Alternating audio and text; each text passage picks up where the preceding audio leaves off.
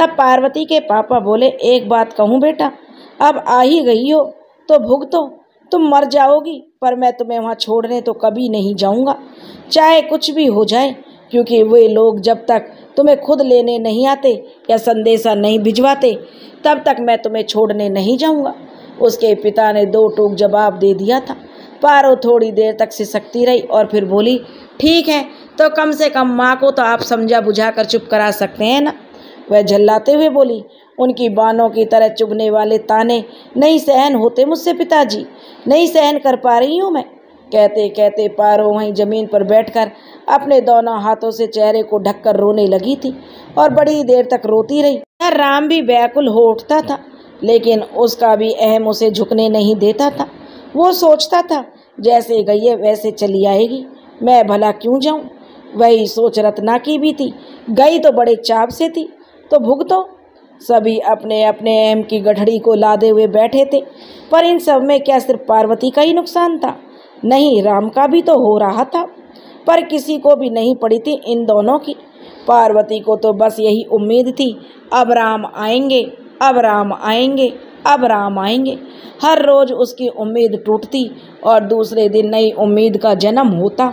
और जब कभी कभी पार्वती का मन ज़्यादा अधीर हो उठता तो वो गंगा जी के घाट पर थोड़ी देर के लिए बैठ जाया करती थी और बस गंगा की लहरों को बड़े ध्यान से देखती रहती थी, मानो वो लहरों में छुपी हुई खामोशी महसूस कर पा रही हो, क्योंकि एक लहर उसके भीतर भी हिलोरे मार रही थी जिसे सिर्फ वही महसूस कर पा रही थी। कभी कभी पार्वती की सखियां उससे मिलने आती थीं और पार्वती को अपने अपने तरीके से डांडस बंधा जाती थी, पर अब पार्वती को उनका डांडस देना भी चिढ़ाता था। पार्वती अब खुद को और भी ज़्यादा काम में बिजी रखने लगी। घर का झाड़ू पोछा, खाना बनाना, कपड़े धोने, छोटे भाई बहनों को नहलाना धुलाना, सारी जिम्मेदारी पार्वती के ऊपर थी। इन सब में वो खुद को अब जो खोती जा रही थी। जिस पारो को गहनों से प्रेम था, अब वही गहनों से नफरत करने लगी थी। जो पारो हमेशा सजी सवरी गुड़िया की तरह रहती थी, अब वो कई कई दिनों तक अपने बालों को भी नहीं संवारती थी। एक दिन तो पारो से मिलने उसकी बचपन की सहेली आई। उससे पारो की यह दशा नहीं देखी जा रही थी। उसने पारो से कहा, क्या पारो, तूने अपना क्या हाल बना रखा है? तब वह अपनी बचपन की सहेली के गले से लिपटकर खूब रोती रही थी। उसके आंसू रुकने का नाम नहीं ले रहे थे। आज उसके मन की पीड़ा और वेदना मानो सारे बांध तोड़कर बाहर आ गई थी। कहने लगी थी, क्या करूं रीता, तू ही बता, क्या मैंने इतनी बड़ी गलती कर दी जिसकी यह सज़ा मुझे मिली? क्या मैं इतनी बड़ी सज़ा की हकदार हूँ? रीता अपने सीने से पारो को लगाए हुए उसकी पीठ पर प्यार से हाथ से सहला रही थी और वो भी पारो की विरह पीड़ा को महसूस कर रही थी और रोए जा रही थी। कहने लगी, क्या कहूँ पारो, बस मैं तो इतना जानती हूँ, तू चोर नहीं है। तेरे ससुराल वालों को तुझ पे चोरी का इल्ज़ाम नहीं लगाना चाहिए था और तू इस सज़ा की तो बिल्कुल भी हकदार नहीं है। जो गुनाह तूने किया ही नहीं उसकी सज़ा कैसी? पारो कहने लगी, तू ही बता तो मैं क्या करूँ? अब तो मेरा जीना भी मुश्किल हो गया है। कहते हुए पारो सर पर हाथ रखकर रो रही थी। अब तो उसे जीने का भी मन नहीं करता था, मन करता कि आत्महत्या कर लूं। कहते कहते पारो जोर जोर से रोने लगी थी। रीता बोली, अरे पगली, ऐसा सोचना भी मत, हिम्मत रख, सब ठीक हो जाएगा। कहते हुए पारो को अपने सीने से लगा लेती है। रीता कहती है, पारो। पारो आंसू पोंछती हुई कहती है, हाँ। रीता कहती है, एक बात बोलूं, तू मानेगी? पारो कहती है, हाँ, तेरी बात ना मानूं ये हो सकता है भला?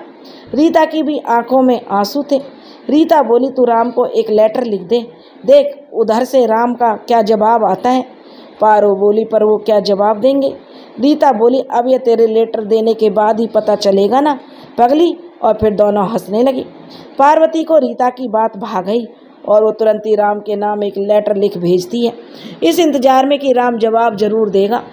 धीरे धीरे वक्त बीत रहा था। पार्वती को हर दिन अपने लेटर के जवाब का इंतजार रहता था, पर निराशा ही मिलती उसे, मानो उसका इंतजार खत्म होने का नाम नहीं ले रहा था। करती भी तो क्या, बस इंतजार की आस लगाए फिर से अगले दिन इंतजार करने लगती थी। लेटर तो मिला था राम को नहीं, बल्कि राम की माँ रत्ना को मिला था। उन्हें तो पारो से इतनी ज़्यादा नफरत थी कि वो लेटर को ना तो खुद पढ़ी और ना ही राम को दी, लेटर को फाड़ कर फेंक दी थी। ऐसा नहीं था राम को पारो की याद नहीं आती थी, याद उसे भी आती थी, जिस वजह से उसने अपने कमरे के दरवाजे को हमेशा हमेशा के लिए बंद करवा दिया था, क्योंकि उसे अपने कमरे में पारो की यादें उसे घेरे रहती थी। कभी कभी वो सोचता कि पारो से जाकर मिल ले, पर नहीं, अगले ही पल उसके अहंकार उसे घेर लेते थे, या फिर यूँ कहें कि पारो के प्यार पर राम का अहंकार भारी पड़ जाता था और राम चुप रह जाता था। समय कब किसका हुआ है, कब किसी के लिए समय रुका है, वो तो बस अपनी रफ्तार से चलता रहता है। पारो के लिए तो होली, दिवाली, पतझड़, बसंत, सावन सब एक जैसे होते थे। कई मौसम आते और आकर चले जाते, पर पार्वती के मन के नगर में तो बस खामोशियाँ और उदासी का बसेरा था, जो बिन बुलाए तो आ गया था पर जाने का नाम नहीं ले रहा था। 90 के दशक में पति द्वारा छोड़ी गई स्त्री का तो मानो कोई अस्तित्व ही नहीं रहता था। अपराध करे या ना करे, पर सजा तो मानो कि हर कोई देता ही था। उसे अजीब सी नज़रों से देखा जाता था। उसके मायके में उसकी जो रत्ती भर भी इज्जत नहीं मिलती थी। हाँ, बिन पैसे खर्च किए नौकरानी जरूर मिल जाती थी। कुछ यही हाल पार्वती का था। घर के बाहर द्वार पर एक बहुत ही बड़ा पीपल का पेड़ था। उसी के नीचे एक मंदिर था, जो ना तो अधिक बड़ा था और ना ही अधिक छोटा था। उस मंदिर में हर देवी देवता की छोटी छोटी मूर्तियां स्थापित की गई थी। मंदिर की साफ सफाई देखभाल सब पार्वती बड़ी शिद्दत के साथ किया करती थी। पार्वती को एक दिन उसकी सौतेली माँ बाजार जाने के लिए कहती है। पारो के क्या मजाल जो कि उन्हें मना करे। चुपचाप बाजार चली गई और अपने छोटे भाई को साथ ले गई। पार्वती को बाजार जाते समय बार बार ऐसा लग रहा था कि जैसे कोई उसका पीछा कर रहा हो। वो मुड़ मुड़ कर देखती है तो उसे कोई भी नहीं दिखाई देता। दिखे तो 1000 लोग थे, पर उनमें से कोई ऐसा नहीं दिख रहा था जिस पर पार्वती को शक हो। उसे यही लगा कि यह उसका भ्रम है। धीरे धीरे शाम का समय हो चुका था। आधे सामान का थैला भाई और आधे को पार्वती लिए हुए वापस आ रहे थे।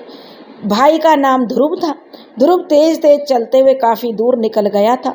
पारो से और मेन रोड से लेकर थोड़ा सा कच्चा रास्ता था जो कि पारो के घर तक जाता था। अब पारो एकदम से अकेली तेज तेज कदमों से बिना इधर उधर देखे चली जा रही थी। अचानक से उसे फिर से ऐसे लगा कोई है जो उसके पीछे बड़ी तेजी से बढ़ रहा है। पारो थोड़ा रुक सी गई और जो पीछे देखने के लिए मुड़ी थी कि अपने सामने खट्टे कट्टे नौजवान लड़के को देखकर डर गई। अभी वो कुछ कह पाती, लड़के ने पारो की कलाई पूरी ताकत से पकड़ ली और उसके हाथों को अपने सीने पर रखते हुए कहा, पार्वती, मैं तुमसे प्यार करता हूँ। पारो डर के मारे थर थर काँप रही थी। उसने अपने हाथों को लड़के से छुटाने की कोशिश कर रही थी और बोली, छोड़ो मुझे। लड़का बोला, नहीं छोड़ूंगा, मैं तुम्हारा पति नहीं हूँ जो 7 फेरे लेने के बावजूद भी तुम्हें छोड़ गया। मैंने तो बस तुम्हारा हाथ पकड़ा है और यह हाथ मैं नहीं छोड़ सकता। पारो रोते हुए बोली, छोड़ दो मुझे, कोई देखेगा तो क्या सोचेगा। छोड़ दो मुझे, मैं तुम्हें नहीं जानती, तुम कौन हो और क्यों मेरे साथ ऐसा कर रहे हो। वह लड़का कहता, तुम ना जानो मुझे, पर मैं तुम्हें भली भांति जानता हूँ, मैं तुमसे प्यार करता हूँ। कहते हुए लड़के की भी सांसें तेज हो गईं और उसकी आंखें एकदम से लाल रंग की हो रही थी। पारो को तो उसके चेहरे पर भी देखना भारी हो रहा था। वह पूरी ताकत से खुद को छुटाने की कोशिश करने लगी थी। लड़के ने भी पूरी ताकत से उसकी कलाई को पकड़े हुए था। छुड़ाने में पार्वती की सारी चूड़ियाँ मौल गई थी, यानी टूट गई थी। कुछ तो उसे धस भी गई थी, कुछ लड़के को भी लग गई थी, पर फिर भी वो अपने हाथ को नहीं छुड़ा पाई। रास्ता भी सुनसान था, कोई भी आ जा नहीं रहा था जिससे वो मदद मांगती। लड़के ने पार्वती को तेजी से अपनी तरफ खींचना चाहा और पारो खुद को पीछे की तरफ खींच रही थी। उसे समझ आ रहा था जो अभी प्यार की दुहाई दे रहा है उसके इरादे नेक नहीं है। आखिरकार पारो थक हार कर जोरों से रोने लगी थी। तब लड़का उसका हाथ छोड़कर भाग गया। शायद उसे लगा कि कोई आ जाएगा आवाज़ सुनकर। पार्वती की हालत खराब हो रही थी। उसके हाथ पांव इतना ज़्यादा कांपने लगे थे, वो सारा सामान भी नहीं उठा पा रही थी। उसके माथे पर डर के भाव साफ साफ झलक रहे थे। किसी तरह वो दौड़ती भागती हाँफती हुई घर पहुंची कि उसकी छोटी माँ के तीखे सवाल उस पर बरस पड़े। तब उसकी सौतेली माँ कहती है, कहाँ मर रही थी, इतनी देर क्यों लगा दिया। पारो डर से उसके मुंह से तो जो एक शब्द भी नहीं निकल रहे थे। उसे तो बस अभी उस लड़के की छुअन ही परेशान कर रही थी। चूड़ियों से कटी हुई कलाई को माँ ने देखा, उसके लिए उसने अपने पल्लू से अपने हाथों को ढकी हुई थी और बस चुपचाप खड़ी थी। छोटी माँ बोलती है, बोलती क्यों नहीं, मुंह में क्या दही जमा हुआ है? ध्रुव तो कब का आ गया, तुम कहाँ थी? पारो कहते, वो छोटी माँ, मैं धीरे धीरे चल रही थी इसीलिए देर हो गई है। छोटी माँ बोली, ठीक है, रात होने को आई, अभी तक खाना नहीं बना है, जल्दी करो। पारो चुपचाप वहाँ से चली गई और हाथ पैर धोकर मंदिर में चली गई, क्योंकि सुबह और शाम नियमित रूप से पारो पूजा किया करती थी। आज दिया जलाते हुए पारो के इतने हाथ कांप रहे थे कि कई माचिस की तिल्ली यूं ही खराब हो गई, पर जली ही नहीं। जलती भी कैसे, आज तो असली आग उसके मन में लगी हुई थी। वो अपने साथ हुए हादसे से बाहर नहीं निकल पा रही थी। उसका दिमाग ना चाहते हुए भी बार बार शाम को हुए बकाये को याद करके विचलित हो रहा था। आखिरकार पारो तिलमिला उठी और माचिस को वहीं फेंक कर देवी माँ की प्रतिमा के सामने फूट फूट कर रोने लगी और कहने लगी, हे माँ, अगर आज कुछ हो जाता तो मैं क्या करती? किसी को अपनी बेगुनाही कैसे साबित करके दिखाती? अभी तो सिर्फ एक ही कलंक लगा है, अगर बदचलन का भी कलंक लग जाता तो मैं क्या मुंह दिखाती? मैं तो जीते जी मर जाती।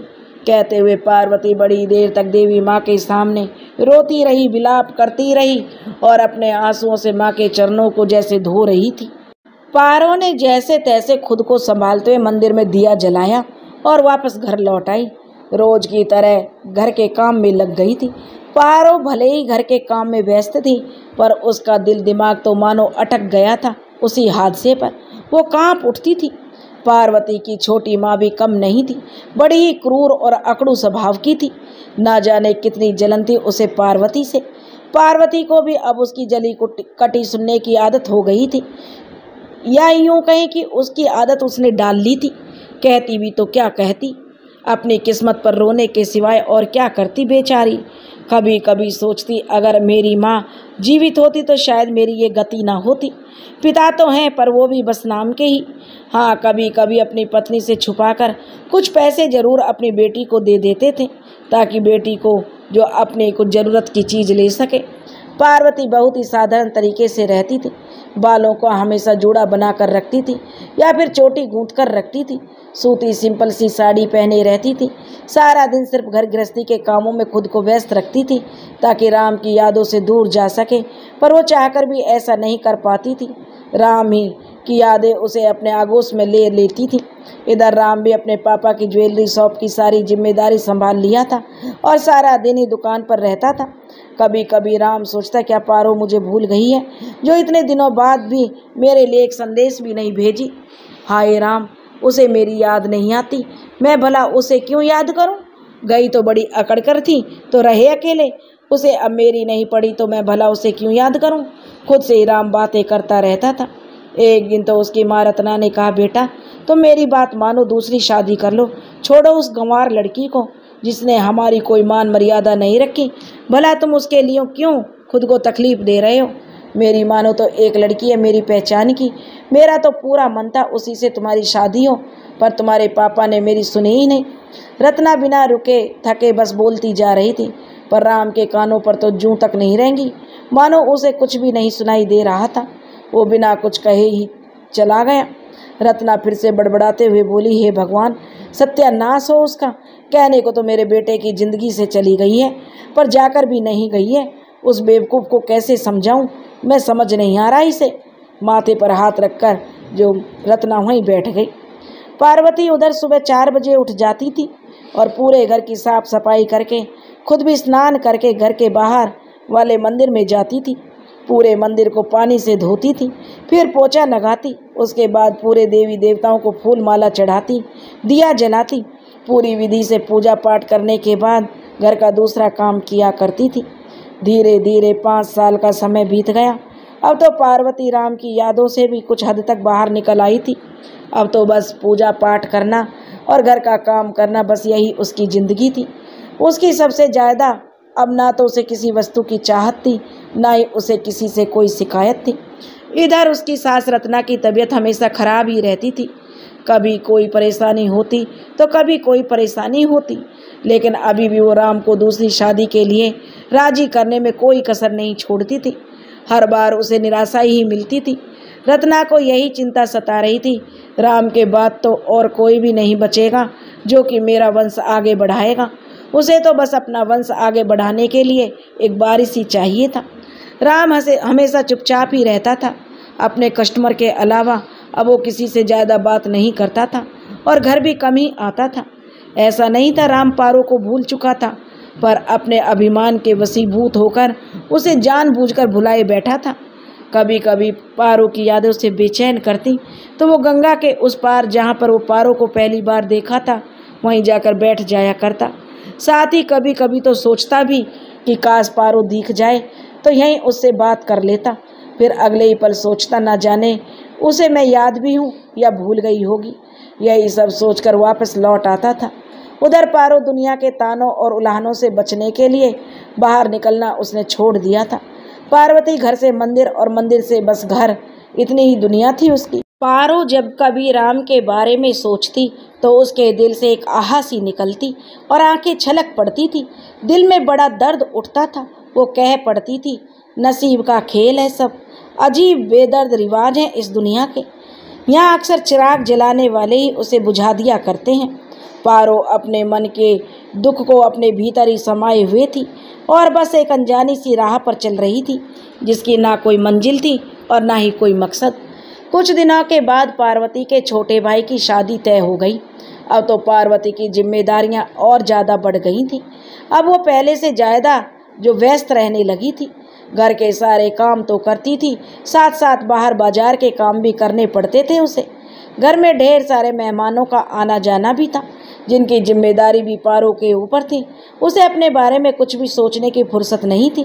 इन सब में एक अच्छी बात यह थी, पार्वती की सहेली रीता भी आई हुई थी। उसकी 1 साल की बेटी भी थी।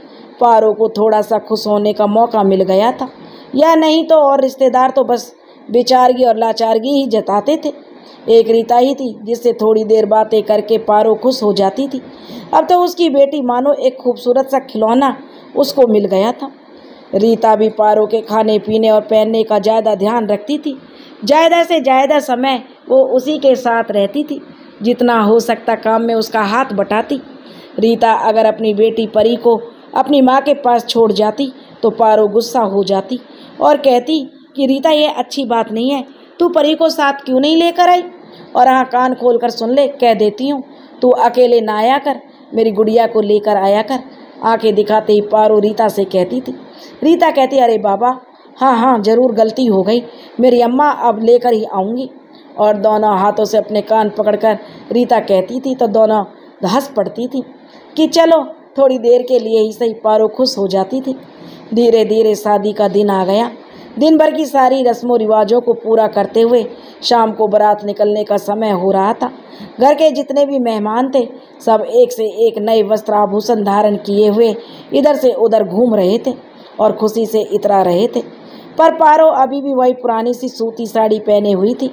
रीता को अच्छा नहीं लगा और वो पारो को ज़बरदस्ती खींचकर एक तरफ ले गई और बोली, क्या पारो, ये तूने क्या हाल बना रखी है? अपना कम से कम आज तो कुछ अच्छा पहन लेती, क्या पहना है बेरंग सी साड़ी को? पारो झूठी मुस्कान के पीछे अपने आंसुओं को छिपाते हुए बोली, अरे पगली, इतना काम था सारा दिन कि समय ही नहीं मिला अपने लिए। और अपने माथे पर आए हुए पसीने की बूंदों को पोंछते हुए बोली। रीता की नज़रें पारो के पैरों पर गईं तो देखती है पारो ने दोनों पैरों के अंगूठे के बाद वाली उंगली में छोटी छोटी बिछिया तो पहनी हुई थी पर पायल नहीं था। उसने कहा, ये क्या, तेरी पायल किधर है? पारो कहने लगी, यार अब तू तो मुझे परेशान कर रही है। पायल टूटी पड़ी है मेरी, और तू तो जानती है कि मेरे पास पैसे नहीं दूसरी लेने के लिए। तब रीता बोली, चल अब चुप कर, मैं समझ गई। कहते हुए रीता अपनी पायल उतारकर पारो को पहना देती है और खुद दूसरी पायल पहनने के लिए घर चली जाती है। पारो के शांत से मन में एक भूचाल सा उमड़ रहा था जिसे पारो बड़ी ही मुश्किल से छिपाए हुए थी। ऊपर से छोटी माँ भी पारो पारो की आवाज़ देती रहती थी, पारो ये लाओ, कभी पारो वो लाओ। बस पारो का दौड़ भागकर अपनी छोटी माँ के हुक्म का पालन करती जा रही थी। थोड़ी देर में बारात विदा हो गई थी लड़की वालों के यहाँ जाने के लिए। अब घर में थोड़ा सन्नाटा पसरा हुआ था। पारो भी पूरे दिन के भागम भाग में एकदम थक कर चूर हो गई थी, तो बैठ गई। उसे लगा शायद उसके पाँव में कुछ चुभ रहा है। अब वह देखने लगी तो पायल ही चुभ रही थी। पारो पायल उतारने लगी तो रीता ने कहा कि क्या हुआ, तू पायल क्यों उतार रही है? पारो बोली, क्या करूं, शायद ऊपर वाले को भी मेरा पायल पहनना मंजूर नहीं है, बस इसलिए। पारो का यह कहकर गला रुंध गया। रीता भी मौन सी हो गई और कुछ नहीं कह पाई। पारो कहने लगी, रीता तू अभी घर जा रही है, परी अकेली होगी, मैं भी थोड़ा आराम कर लूँ, तू जाकर थोड़ा परी को संभाल। रीता बोली, अच्छा ठीक है, मैं जाती हूँ, तू अपना ख्याल रखना। और कंधे पर हाथ रखते हुए रीता बोली और वो चली गई। और पारो की जो मनोस्थिति का अंदाजा था उसे, और समझ आ गया कि पारो अपने अकेलेपन में अपनी यादों के साथ रहना चाहती है। यही सोचकर रीता चुपचाप चली गई थी। पारो रीता के जाते ही अब जिस तूफान को अपने सीने में दबाए हुए थी वे सारे बांध तोड़कर आ गए थे आंसुओं के रूप में। वह बहुत ही राम को याद कर रही थी और उसकी यादों में तड़प रही थी। यूं ही राम की यादों में खोई पारो की कब आँख लग गई उसे पता नहीं चला। अचानक से पार्वती, ओ पार्वती, सुनती है कि मर गई? हे भगवान, इस मुसीबत से कब पीछा छूटेगा? ना जाने कब तक मेरे कलेजे पर यूं ही सांप की तरह बैठी रहेगी ये। इतनी कड़वी आवाज़ सुनकर पार्वती की माँ, जो बड़बड़ाते हुए पार्वती से कह रही थी, पार्वती पार्वती उठो, कहते हुए उसकी छोटी माँ उसे झकझोर कर उठाने लगी। पारो तो अपने पिया के सपनों में गुम थी, कुछ इस कदर गुम थी कि उसे होश ही नहीं था कि उसकी छोटी माँ उसे बुला रही है। अचानक से पारो झटके से उठी तो सामने अपनी छोटी माँ को गुस्से में भरा हुआ देखा, और जो उसका चेहरा गुस्से से ऐसे लग रहा था कि कितना भयानक हो गया, जिसे देखकर पारो डर गई। उसके पूरे बदन में सिरहंसी दौड़ने लगी और बोली, जी छोटी माँ, वह बड़े प्यार से बोली। तब उसकी सौतेली माँ कहने लगी, भला हो महारानी जी, नींद तो खुली, आपकी जय हो रानी साहिबा। और छोटी माँ गुस्से में व्यंग मारते हुए कहने लगी। पारो कहने लगी, जी माँ, वो थोड़ी आँख लग गई थी, कहीं कोई काम था तो मैं अभी किए देती हूँ। तब उसकी सौतेली माँ कहती है, हे भगवान, किस मूर्ख से पाला पड़ा है मेरा, या तो इसे उठा लो या मुझे। और उसकी छोटी माँ दांतों को पीसते हुए पार्वती के सिर को ठोकते हुए बोली, दुल्हन आती होगी महारानी, जल्दी से इस कमरे को सही करो। पार्वती बोली, पर छोटी माँ ये कमरा? तो उसकी छोटी माँ बोली, हाँ यही कमरा। पार्वती कहने लगी, पर इसमें तो छोटी माँ मैं रहती हूँ, मैं कहाँ जाऊँगी? तब उसकी सौतेली माँ कहती, रहती थी, अब तुम यहाँ नहीं रहोगी, कहीं भी जाओ, मुझे उससे मतलब नहीं है, पर इसी में मेरी बहू रहेगी बस। और उसे घूर कर देखने लगी। पार्वती कहने लगी, पर छोटी माँ, कोई और कमरा दे दीजिए ना। लेकिन उसकी सौतेली माँ बोली, नहीं, यही कमरा चाहिए, तुम अपना सामान बाहर बरामदे वाले रूम में रख लो। पार्वती कहने लगी, पर माँ, वहाँ तो अक्सर ही मेहमान रुकते हैं, मैं वहाँ कैसे रह सकती हूँ? छोटी माँ गुस्से में लाल हो गई और चिल्लाते हुए बोली, देखो ये तुम्हारा ससुराल नहीं है जो इतने नखरे करती हो, और ना ही तुम्हारे पति का मनी आर्डर आ रहा है जो इतने हक जता रही हो। इतना ही था तो अपने पति का घर छोड़ा ही क्यों था तुमने, या फिर अभी चली जाओ और हमारा पीछा छोड़ो। कहते हुए जोर से हाथ जोड़कर उसकी माँ गुस्से में बोलती हुई चली गई। अब पारो के पास कुछ भी नहीं था बोलने और कहने के लिए। वह बस अपनी आंखों में आंसू लिए हुए अपनी छोटी माँ की तरफ देख रही थी। रोते रोते पारो कहने लगी, आज मुझे अपनी गलती का एहसास हो रहा है, मुझे अपना घर नहीं छोड़ना चाहिए था, पर माँ, क्या सब आपकी बेटी के साथ हुआ होता तो आप यही कहती। इस बार तो छोटी माँ को और भी ज़्यादा गुस्सा आया और उसने पारो के गाल पर एक जोरदार थप्पड़ रसीद कर दिया और कहने लगी, मेरी बेटी तेरी तरह चोर नहीं है, आइंदा से अपनी बराबरी मेरी बेटी से मत करना। और कहते हुए गुस्से में पैर झटकते हुए बाहर जाने लगी। पार्वती का कलेजा मुंह को आ रहा था। छोटी माँ के दिए गए ताने उसके सीने पर न जाने कितने घाव एक साथ दे दिए थे। पार्वती को ऐसा लग रहा था कि दम ही घुट जाएगा और मैं मर जाऊंगी। क्यों माँ क्यों तुम मुझे छोड़ गई, अपने साथ मुझे भी ले जाती। इस जालिम लोगों के बीच तुम मुझे अकेला क्यों छोड़कर चली गई माँ। अब नहीं सहा जाता, मैं क्या करूँ। कहते कहते पारो अपनी माँ को याद करके नीचे ज़मीन पर बैठ गई और वह बहुत देर तक रोती रही, जब तक कि उसका मन हल्का ना हो गया। पारो को अब लग रहा था कि शायद घर छोड़ना ही उसकी सबसे बड़ी गलती थी। पर क्या मेरी गलती इतनी बड़ी थी कि राम ने एक बार भी पीछे मुड़कर नहीं देखा। बस इतना सा ही प्यार था उसे मुझसे। क्या पति पत्नी के रिश्ते की डोर बस इतनी कमज़ोर होती है जो एक झटके से टूट जाती है। यह सब पारो ताने बाने अपने आप ही खुद से कर रही थी और साथ ही अपना सारा सामान समेटकर बाहर के बरामदे वाले कमरे में ले आई। पर वहाँ भी तो ढेर सारे मेहमान भरे पड़े थे, तो उसने अपना सामान एक कोने में रख दिया।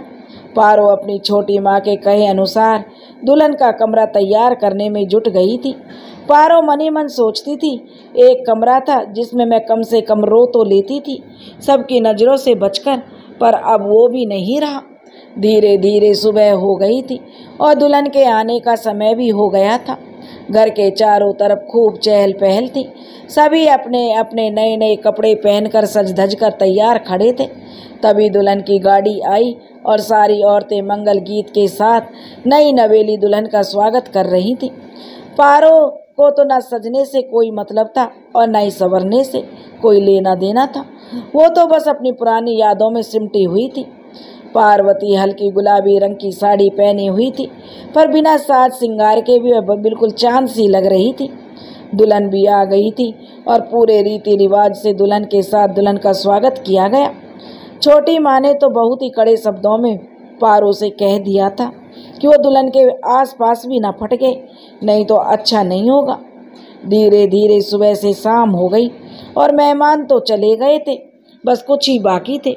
अभी भी पार्वती को किसी तरह से समायोजित करना पड़ रहा था। कभी कभार पारो से मिलने उसकी सहेली रीता आ जाया करती थी और पार्वती को उसकी ज़रूरत की चीज़ें भी लाया करती थी। पारो रीता की बेटी के साथ खूब खेलती थी, थोड़ी देर के लिए अपने सारे गम भूल जाया करती थी। कहने को तो पारो की छोटी भाभी, जिसका नाम ममता था, आ गई थी, पर छोटी माँ ने उसे भी मना कर दिया था कि वो पारो से दूर रहे। पर ममता मानती नहीं थी। उसे न जाने क्यों पारो क्यों अच्छी लगती थी और वो अपनी सास से चोरी छिपे जो पारो से बातें कर लेती थी। पारो को अब थोड़ा सा अच्छा लगने लगा था, पर जो खालीपन उसके भीतर था वो तो बस राम ही भर सकता था।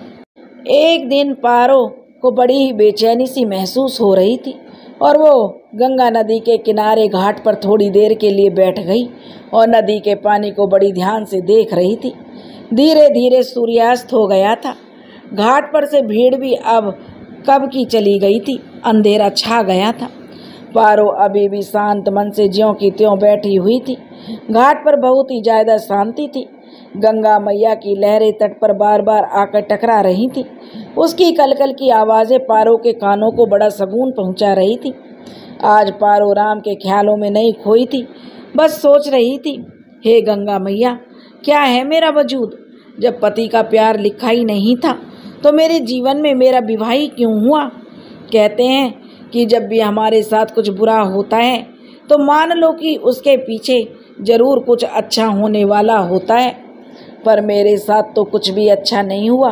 क्यों जिंदा हूँ माँ, मैं अब मुझे ले चलो माँ।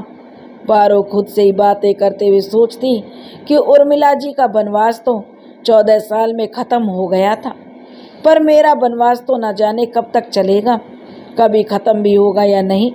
इन्हीं सब ख्यालों में गुमसुम सी बैठी हुई पारो अचानक से उसे एक परछाई दिखी। पारो उस परछाई को देखने की कोशिश कर रही थी, पर नहीं देख पा रही थी। पारो धीरे धीरे आगे बढ़ने लगी तो उसे लगा जैसे कोई हंस रहा हो। पहले तो पारो ने सोचा, अब पता नहीं कौन होगा, मेरा यूँ इस तरह से जासूसी करना पता नहीं उसे कैसे लगेगा। इसी कशमकश में थी कि वह अभी वापस जाने के लिए मुड़ी ही थी। इस बार आवाज़ किसी लड़की की थी और कुछ जानी पहचानी सी लगी। पारो थोड़ा रुकी और फिर धीरे धीरे उस आवाज़ की तरफ बढ़ने लगी। जैसे जैसे बढ़ती गई वैसे उसे आवाज़ पहचानी सी लगने लगी थी। पास जाकर देखा तो उसकी छोटी बहन, जो सौतेली बहन थी नीता, एक लड़के की गोद में सर रख के लेटी हुई थी। उसके पैर लड़के के पैरों में उलझे हुए थे। लड़के की पीठ पारो की तरफ थी, जिसकी वजह से उसका चेहरा नहीं देख पा रही थी। पहले तो पारो सिहर उठी, उसे समझ में नहीं आ रहा था कि क्या करें। फिर थोड़ी सी हिम्मत जुटाकर वह पास गई तो देखकर हैरान रह गई। अरे यह तो वही लड़का है जिसने एक बार पारो का हाथ पकड़ा था। पारो को उस पर बड़ा गुस्सा आया। उसने आव देखा न ताव और झट से लड़के का कॉलर पकड़ी और बोली, अबे ओए मजनू की औलाद। अपने दांतों को पीसते हुए कह रही थी, दूर रह मेरी बहन से। और उंगली दिखाकर कहने लगी, नीता। पारो के हाथ को झटकते हुए नीता ने कहा, तुम होती कौन हो हमारे बीच बोलने वाली? पारो कहने लगी, नीता मैं तेरी बहन हूँ, तुम माने या ना माने पर हूँ तो तेरी बहन ही। नीता कहने लगी, देखो हम दोनों से दूर रहो वरना अच्छा नहीं होगा। पारो नीता से कहने लगी, नीता तुम इसे नहीं जानती, यह एक नंबर का कमीना इंसान है। नीता कहने लगी, रहने दो दीदी, इसने तो मुझे पहले ही आपकी सच्चाई बता दी थी पर मैं ही नहीं मानी थी। अच्छा, जो पारो कहने लगी, जरा मैं भी तो सुनूं, इसने मेरी कौन सी सच्चाई बताई तुम्हें? तब वह नीता कहने लगी, ज़्यादा भोली मत बनो दीदी। जो लड़का कहने लगा, हाँ हाँ दीदी, अब तुम ज़्यादा सती सावित्री मत बनो। जो अभी तक चुपचाप पारो और कभी नीता को देख रहा था बोल पड़ा। पारो बोली, नहीं बोलना, ऐसा क्या है जो तुझे पता है पर मुझे नहीं पता? नीता बोली, खामोश होकर गुस्से में बौखलाई हुई सी पारो को यूं घूर रही थी मानो उसे कच्चाई खा जाएगी बिना नमक तेल लगाए। गुस्से के मारे उसका सीना तेजी से फूल रहा था। पारो कहने लगी, कह दो ना, क्यों चुप क्यों हो तुम? बस अब तुम्हारी कमी है, कह दो। नीता झल्लाते हुए बोली, क्या सुनना चाहती हो? मनीष ने मुझे बताया था तुम उस पर डोरे डालती थी पर मैं ही इसकी बातें अनसुनी करने लगी थी। पारो ने इतना सुनते ही खींचकर एक थप्पड़ रसीद कर दी थी फिर से अनीता के गाल पर, मानो उसके पैरों से जमीन निकल गई थी। उसे कुछ समझ नहीं आ रहा था, खुद की सफाई कैसे दे, क्या कहे। अब नीता अपने गाल को सहलाते हुए बोली, यह तुमने अच्छा नहीं किया दीदी, आज घर जाओ तब मैं बताती हूँ तुम्हें। नीता और लड़का जो था वो दोनों वापस चले गए। पारो वहीं रेत पर बैठ गई और उसकी धड़कनें तेज हो गई थी, उसके होठ सूख गए थे। पार्वती जी खोलकर रो लेना चाहती थी और खूब रोई भी, पर उसके आंसुओं को पहुँचने वाला दूर दूर तक कोई नहीं था। अगर कुछ था तो बस गंगा की लहरें जो बार बार अपने तट पर टकराती और फिर लौट जाती थी। पारो भी यही सोचती है कि मैं खुद को जितना संभालने की कोशिश करती हूँ उतना ही टूटकर बिखर जाती हूँ। हे गंगा मैया, मेरा भाग्य कैसा रचा है तूने, मेरी अग्नि परीक्षा अब कब खत्म होगी बताओ माँ। सीता मैया के राम ने तो उनको वनवास दिया तो कम से कम उनके वियोग में तड़पते तो थे, पर यहाँ पर मेरे राम ने तो वनवास नहीं आजीवन का कारावास दे दिया है, जो कि खत्म होने का नाम नहीं ले रहा। माँ, रोते रोते पारो अपना दर्द गंगा मैया से कह रही थी। थोड़ी देर बाद पारो अपने आप को संभाल कर खड़ी हो गई और अपने आंसुओं को पोंछते हुए घर की तरफ चल दी। पारो घर तो जा रही थी पर उसके पैर उनका साथ नहीं दे रहे थे, बार बार वो लड़खड़ाती जा रही थी। उसे पता था कि आज की रात बड़ी ही बोझिल होने वाली है। पारो अपने घर के दरवाजे पर पहुंची कि उसके पापा और छोटी माँ मानो बड़ी देर से उसका इंतजार कर रहे थे। उसे देखते ही उनका गुस्सा बारूद की तरह फट पड़ा था। छोटी माँ बोले, अरे आ गई तुम्हारी लाडली, ना जाने अभी कितना जलील करेगी हमें। अपने माथे को पीटते हुए, दांतों को पीसते हुए जो उसकी सौतेली माँ कहने लगी, ना जाने किस घड़ी में एक कलमुई पैदा हुई थी। पारो के सर पर मारते हुए उसकी सौतेली माँ बोली, अरे मर क्यों नहीं जाती तू, हमारा पीछा छूटे। पारो लेकिन एकदम से चुप थी। छोटी माँ अभी भी बोले जा रही थी, कुलक्षणी है ये, पैदा होते ही माँ को खा गई, शादी हुई तो अपना ही घर उजाड़ कर आ गई और अब किसी गैर मर्द की बाहों में झूल कर आ रही है, बदचलन कहीं की।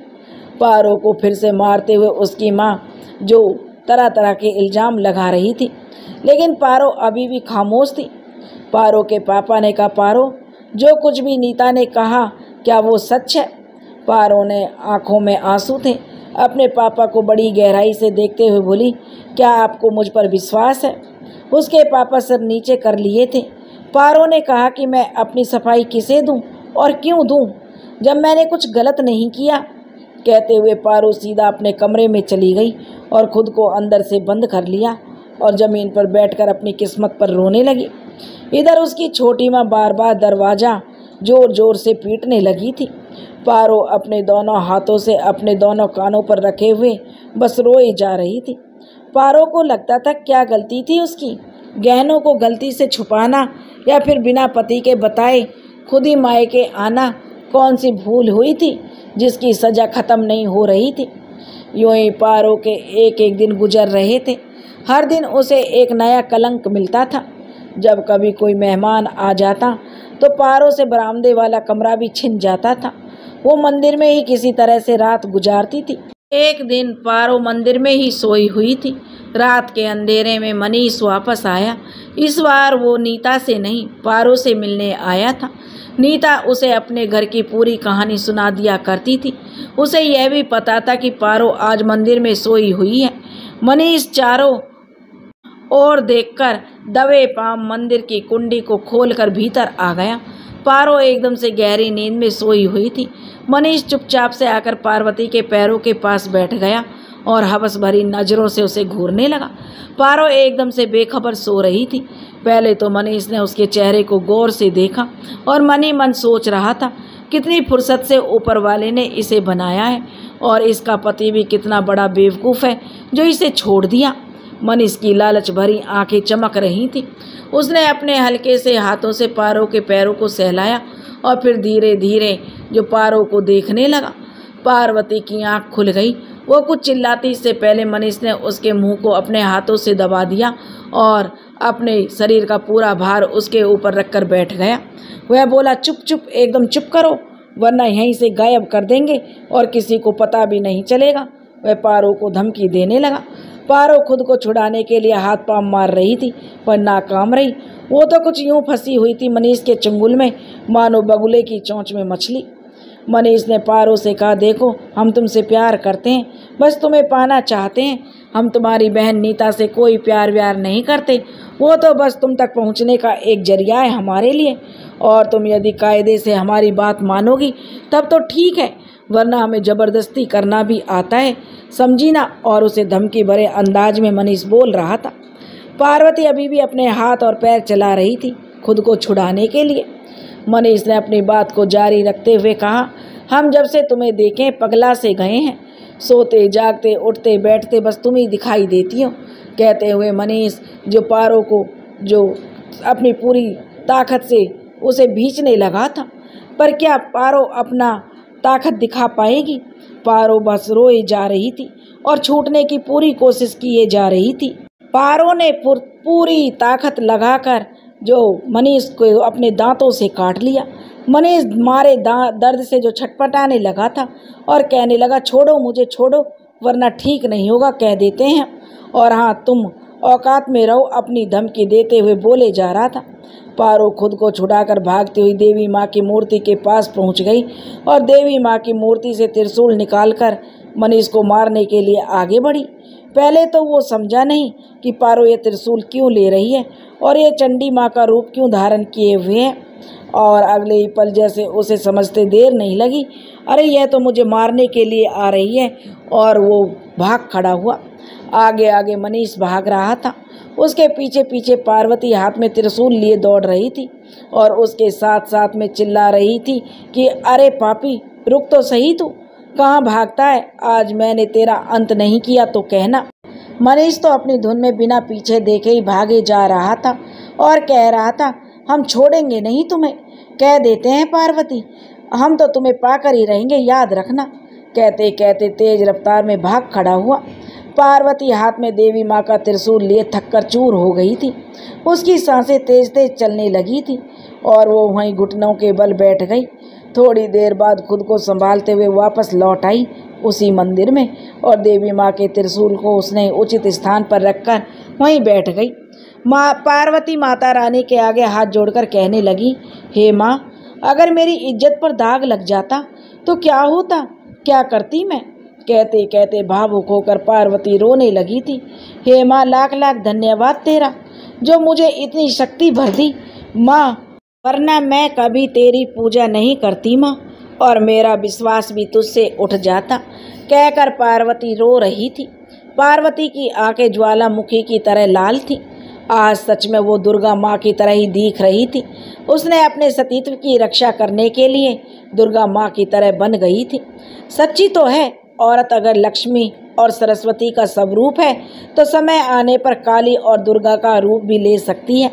आज पार्वती इस बात को साबित कर दी थी और वो खुश थी कि आज वो अपने लिए लड़ी, और वो अब अबला नहीं सबला है।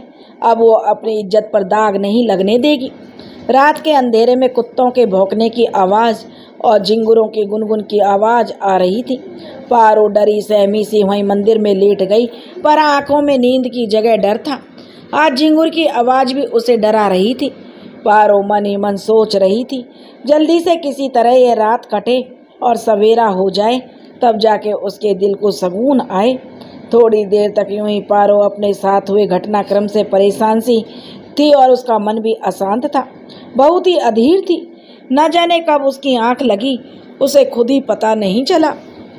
अगले दिन सुबह तड़के ही उठकर पारो ने अपने नित्य प्रतिक्रिया में कुछ ऐसे जुट गई मानो कुछ हुआ ही नहीं।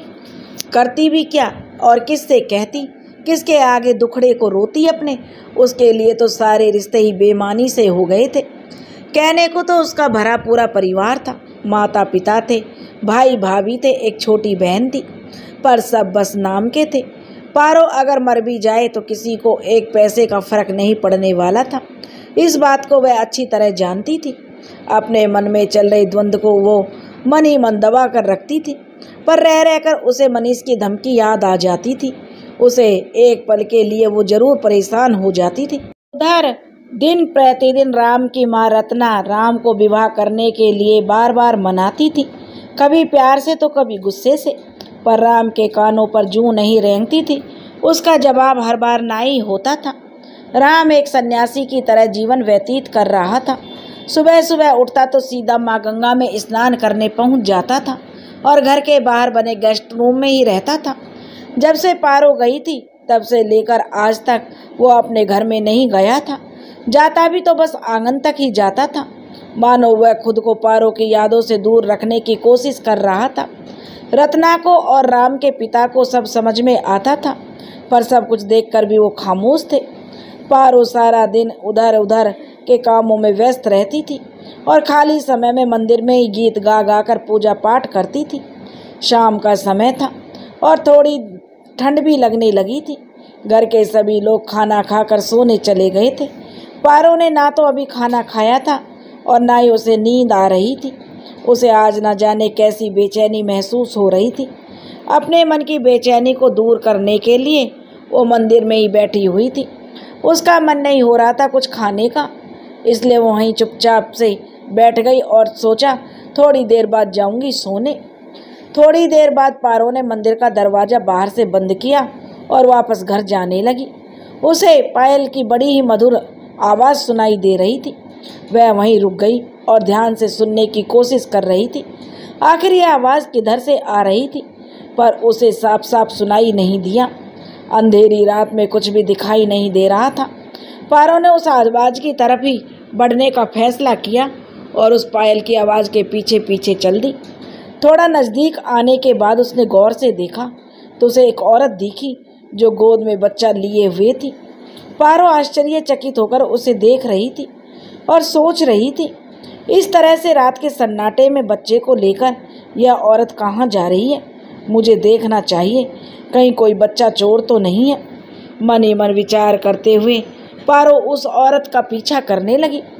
पारो उस अनजान औरत के पीछे पीछे चल दी। थोड़ी देर में उसने देखा वो औरत गंगा नदी के ऊपर पुल पर चढ़ गई। पारो को अभी तक कुछ समझ नहीं आ रहा था, आखिर वो करने क्या वाली है। औरत पुल पर खड़ी हो गई और इधर उधर देखते हुए पानी को कुछ इस तरह से देख रही थी मानो वह पानी की गहराई नाप रही हो। पारो को अब इतना तो समझ आ गया था, यह औरत जरूर कुछ गलत करने वाली है या फिर बच्चे के साथ कुछ करने वाली है। बच्चा औरत के कंधे पर गहरी नींद में सोया हुआ था। पारो इतना समझते ही बिना एक पल की देरी किए दौड़ते हुए उस औरत के पास पहुंचने की कोशिश करने लगी। उस औरत ने बच्चे को दोनों हाथों से पकड़कर पानी में फेंकने ही वाली थी कि पारो ने उस औरत को पकड़ लिया और उससे बच्चे को छीन लिया और धिक्कारते हुए बोली, छी छी, कैसी माँ हो तुम जो अपने ही बच्चे को मारने जा रही हो। औरत मौन होकर बस रो रही थी। पारो कहने लगी, अरे बच्चे तो भगवान का दूसरा रूप होते हैं, भगवान ने तुम्हें अनमोल तोहफा दिया है और तुम कैसी माँ हो तुम जो अपने ही बच्चे को नदी में फेंक रही हो। औरत अभी भी मौन धारण किए हुए सिसक सिसक कर रो रही थी। पारो बोली, माँ तो वो होती है जो खुद मिट जाती है पर अपने बच्चे पर आँच नहीं आने देती। माँ अपने बच्चे के लिए पूरी दुनिया से टकरा जाती है और तुम अपने ही बच्चे को मारने चली हो। भगवान ने ना जाने क्यों तुम्हें माँ बनाया, क्या मुंह दिखाती तुम ऊपर वाले को। तुम जैसी औरतों को तो बांझ ही रहना चाहिए था, भगवान को बच्चा देना ही नहीं चाहिए था। वह औरत बोली, चुप करो, मैं तुम्हारे आगे हाथ जोड़ती हूँ, इतने कड़वे बोल ना बोलो। और वह औरत रोने लगी। पारो बोली, क्यों ना बोलूँ, जरूर बोलूँगी। तुम तो माँ कहलाने के लायक ही ना हो, माँ के नाम पर एक दाग हो, धब्बा हो। औरत अपने हाथों को कानों पर ढककर चिल्ला पड़ी, चुप हो जाओ तुम। पारो बोली, बच्चे को अपनी गोद में संभालते हुए एक हाथ से उसके मुख को निहारते हुए कहने लगी, हाय वारी जाऊं, मैं कितना प्यारा रूप है, एकदम सुंदर सलोना कृष्ण सा। तुम्हारा कलेजा नहीं फटा क्या? कैसी निर्दयी माँ हो तुम जो तुम्हें तनिक भी दया नहीं आई। औरत कहने लगी, वो बस करो, भगवान के लिए चुप हो जाओ तुम। जानती क्या हो मेरे बारे में जो इतना सब कुछ मुझे सुना रही हो? तुम्हें क्या पता मैं क्या क्या झेल रही हूँ। पर अब और नहीं सहा जाता मुझसे, अब और नहीं। कहते कहते वह वहीं बैठकर बड़ी दर्द से रोने लगी और कह रही थी, अरे मैं तो आई थी आत्महत्या करने, पहले इसे मारती और फिर खुद भी मर जाती, पर न जाने तुम कहाँ से आ धमकियों, मुझे मरने भी नहीं दिया। औरत के आंखों में आंसुओं की सच्चाई दिख रही थी। पारो को उसका दर्द पारो को महसूस हो रहा था। पारो ने सोचा शायद बहुत ही बड़ी कोई वजह होगी इसकी जिसके कारण इसको आत्महत्या करने का मन बनाया होगा। मुझे जानना चाहिए आखिर ऐसी क्या वजह है जो इसने इतना बड़ा कदम उठाया है। पारो ने हमदर्दी जताते हुए उस औरत के कंधे पर हाथ रखा और बोला, फिलहाल तो सबसे पहले तुम चुप हो जाओ और अपने बच्चे को संभालो और मुझे बताओ कि आखिर ऐसी क्या बात है जो तुम इतनी मजबूर हो गई कि अपना बहुमूल्य जीवन ही तुमने दांव पर लगा बैठी। वह औरत रोते रोते गोद में बच्चे को लिए हुए बैठ गई थी और अपने सिर को पकड़े हुए जोर जोर से रोने लगी और बोली, हाय री किस्मत, जिंदगी ने पहले ही ठुकराया था और जब मौत को गले लगाना चाहा तो उसने भी दगा दे दिया। कहते हुए फूट फूट कर रो पड़ी। पारो ने उसके कंधे पर हाथ रखा, उसकी पीठ पर प्यार से सहलाते हुए कहा, क्या हुआ, तुम इतनी परेशान क्यों हो, मुझे बताओ। वह औरत तो थोड़ी देर तक यूं ही रोती रही, फिर बोली, क्या कहूँ, मुझे भागिन की किस्मत में सिवाय दुख के और कुछ नहीं लिखा। पारो कहने लगी, मुझे तुम अपना समझो, एक बार कहो तो सही, मुझसे जो बन पाएगा मैं वो करूँगी। पारो के इस तरह हमदर्दी जताने से उस औरत को थोड़ी सी हिम्मत मिली और उसने कहा, मेरा नाम नंदनी है और मैं पास के गांव में रहती हूँ। किस्मत ने मेरे साथ ना जाने कैसा खेल खेला है। आज से 5 साल पहले मेरी शादी हुई थी। मेरे पति शेखर बड़े ही सीधे साधे और सुलझे हुए व्यक्ति थे। बीच में ही पारो बात को काटते हुए बोली, क्या मतलब अब नहीं है? नंदिनी बोली, नहीं, अब वो इस दुनिया में नहीं है। पार्वती का यह सुनकर जी भर आया और उसके भी आंसू आ गए। वो बोली, कैसे हुआ ये सब? नंदिनी बोली, मैं और शेखर हम दोनों शादी के बाद हनीमून पर मनाली गए हुए थे और रोड एक्सीडेंट में उनकी मौत हो गई और मैं पागल सी हो गई थी। मेरे देवर मुझे मनाली से तो लिवा लाए, पर सबको यही लगता है कि मैं अपने पति की मौत की वजह हूँ। मेरी सास के तानों ने तो मेरा जीना दुर्भर कर दिया था, तो मैं अपने पिता के घर आ गई, पर एक जवान विधवा लड़की को ये दुनिया जीने कब देती है। मैं कभी भी बाहर आती जाती नहीं थी। मेरी हालत देखकर मेरे माँ पापा ने मुझे पढ़ाई पूरी करने के लिए कहा। मैंने अपनी पढ़ाई शुरू कर दी। छोटी उम्र में ही मुझे ज़िंदगी से इतना बड़ा दर्द मिला था और ऊपर से शेखर की यादें भी मुझे घेरे रहती थी। धीरे धीरे करीब 1 साल बीत गया था और मैं फिर से नॉर्मल हो रही थी। इसी बीच किस्मत ने एक बार फिर मेरे साथ गंदा खेल खेला। एक दिन मैं कॉलेज से लौट रही थी और तेज़ बारिश शुरू हो गई थी। मैं सड़क के किनारे एक दुकान में खड़ी हो गई। काफ़ी देर तक बारिश ने थमने का नाम नहीं ले रही थी, पर बारिश थी जो रुकने का नाम ही नहीं ले रही। मैंने ध्यान से इधर उधर देखा। एक लड़का भी था जो मेरे साथ ही रुका हुआ था। वो न जाने कब से मुझे घूरे जा रहा था। मुझे कुछ अजीब सा लगा। मैं उस दुकान से बाहर निकल गई और बारिश में भीगते हुए घर के लिए चल दी। मुझे लगा जैसे कोई मेरा पीछा कर रहा है। मैं और तेज़ तेज़ चलने लगी थी। मेरे घर का रास्ता कोई 1 किलोमीटर तक सुनसान सा था। मैंने पीछे मुड़कर देखा तो वही लड़का मेरे पीछे पीछे आ रहा था। मैं तेज़ी से चलने लगी तो वो भी तेज़ तेज़ चलने लगा। मैं दौड़ने लगी तो वो भी दौड़ने लगा और मुझे पकड़ लिया। कहते कहते नंदिनी रो पड़ी। पारो उसे चुप कराते हुए कहा, फिर क्या हुआ? नंदिनी अपने आंसुओं को पोंछते हुए बोली, वही जो नहीं होना चाहिए था। उस लड़के ने मेरे साथ ज़बरदस्ती किया और मैं लाख हाथ पांव मारने के बावजूद खुद को नहीं बचा पाई। हार गई थी मैं। कहते हुए नंदिनी फबक फबक कर रो पड़ी। उसके साथ पारो भी रोने लगी। थोड़ी देर तक यूं ही सन्नाटा पसरा रहा। फिर चुप्पी तोड़ते हुए पारो बोली, नंदिनी, मुझे तुम्हारे साथ जो बहुत ही बुरा हुआ है, फिर भी क्या हुआ पूरा जानना है। नंदिनी खुद को संभालते हुए कहने लगी, फिर क्या होना था? वो लड़का तो अपनी मनमानी करके भाग खड़ा हुआ था और मैं किसी तरह से खुद को संभालते हुए घर पहुंची। अपनी माँ से सारा हाल कह सुनाया। माँ ने मुझे चुप कराते हुए समाज का वास्ता देते हुए बोली, चुप हो जा और बेटा भूल जाए इस बात को। किसी से इस बारे में बताने की ज़रूरत नहीं है, नहीं तो कीचड़ तुम पर ही उछाला जाएगा। लोग यही कहेंगे, एक तो जवान लड़की, ऊपर से विधवा थी, होगा किसी लड़के से चक्कर, अपने पाप को छुपाने के लिए झूठ बोल रही है, वगैरह वगैरह। माँ ने भी यह बात किसी को नहीं बताई, पापा को भी नहीं। मैं भी डर गई थी, पर अब उस बात का मुझ पर बहुत गहरा असर पड़ा था। मैं धीरे धीरे डिप्रेशन में चली गई। मेरी पढ़ाई लिखाई सब छूट गई थी और हमेशा उदास और खोई खोई सी रहने लगी थी। धीरे धीरे काफ़ी समय बीत चुका था और मैं हमेशा उदास खोई खोई सी रहने लगी थी। धीरे धीरे जो मुझे कुछ महसूस होने लगा, मेरा जी मिचलाने लगा था, उल्टियाँ आती रहती थी। धीरे धीरे मेरा पेट भी थोड़ा सा बाहर निकल रहा था। एक दिन माँ ने मुझे डॉक्टर के पास ले गई। डॉक्टर ने मेरा चेकअप किया तो बताया मैं 6 महीने की प्रेग्नेंट हूँ। इस खबर से तो मानो हमारे ऊपर वज्र ही गिर गया और मेरी माँ छाती पीट पीट कर रोने लगी। डॉक्टर से बोली, ये बच्चा नहीं चाहिए हमें, किसी तरह इस बच्चे से पीछा छुड़ा दीजिए, नहीं तो मेरी बेटी की ज़िंदगी बर्बाद हो जाएगी। और डॉक्टर ने मेरी माँ को समझाया कि अब कुछ नहीं हो सकता है, क्योंकि बहुत देर हो चुकी है। अगर हमने किसी भी अबॉर्शन किया किसी भी हाल में, तो हो सकता है आपकी बेटी को भी नहीं बचा पाएँ। मेरी माँ कभी मुझे देखती तो कभी समाज को, लोक लाज के बारे में सोचती। लोग तो यही बात करेंगे कि उसकी बेटी की बदचलन थी। अब उनके पास कोई और चारा नहीं था तो वो करती भी तो क्या करती। माँ ने घर वापस आकर पापा से सारी बातें कह सुनाई। पापा को माँ पर बड़ा गुस्सा आया। इतना सब कुछ हो गया मेरी बेटी के साथ और तुमने मुझे बताना भी ज़रूरी नहीं समझा। पर वो कहते हैं ना कि अपछताए क्या हो जब चिड़िया चुग गई खेत। माँ मुझे लेकर नानी के घर आ गई।